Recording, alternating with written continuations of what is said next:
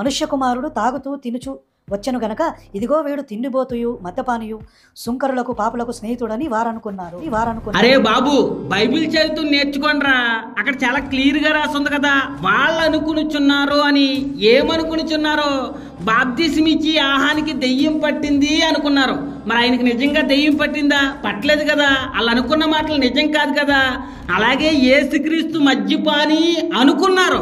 అది నిజమా అంటే నిజం కాదు, ఆయన మద్యం తాగలేదు. ఒకవేళ వాళ్ళు అనుకున్న మాటలు మీరు నిజమని నమ్మితే గనక రామాయణంలో సీత గురించి అనుకున్న వాళ్ళ మాటలు కూడా మీరు నమ్మాలి. రాముడు పుట్టి పెరిగినటువంటి ఊర్లోనే సీత పతివ్రత కాదు, రావణుడు సీతని గోకాడు గీకాడు ఏదో చేశాడు, అందుకే రావణుడు వల్ల సీత గర్భవతి అయింది అని ఆ ఊర్లో సీత కాపురం చేసినటువంటి ఊరోళ్ళు చాలా మంది అనుకున్నారంట. మరి సీత గురించి అనుకున్న వాళ్ళ మాటలు కూడా మీరు నమ్మాలి. అలాగే మీ దేవుళ్ళు దేవతలు మహర్షులు అందరూ కూడా భయంకరమైనటువంటి తాగుబోతులు, తిరిగిబోతులు, వ్యభిచారులు, కామాంధులు అని నేను అనుకుంటమే కాకుండా గ్రంథాల ఆధారంగా కూడా ఒక చిన్న విషయం చెప్తాను.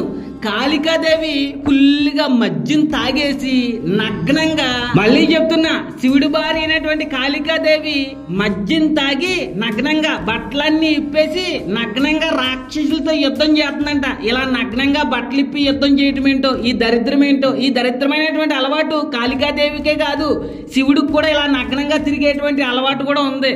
అలాగే గ్రంథాల్లో ఎక్కడ రాసున్నాయో స్క్రీన్ మీద పెట్టాను, చదువుకోండి. గ్రంథాల్లో ఉండడమే కాకుండా చాగంటి కోటేశ్వరరావు గారు కూడా చెప్తున్నారు, వినండి. విన్న తర్వాత మరి దేవుళ్ళు అనే వాళ్ళకి ఇలాంటి నీచమైనటువంటి అలవాట్లు ఉంటాయా? ఇలాంటి నీచమైన పాపిష్టమైనటువంటి అలవాట్లు ఉన్న వాళ్ళు దేవుళ్ళ కాదా అనేటువంటి సత్యాన్ని గ్రహించి తెలుసుకోండి.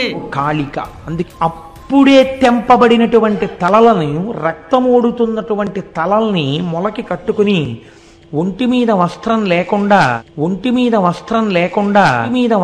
లేకుండా అమ్మవారు ఆయుధములను పట్టుకుని నాలుక పైకి చాపి నెత్తురు తాగుతూ తాండవం చేస్తున్నటువంటి మూర్తిగా ఉంటుంది మహాకాళి.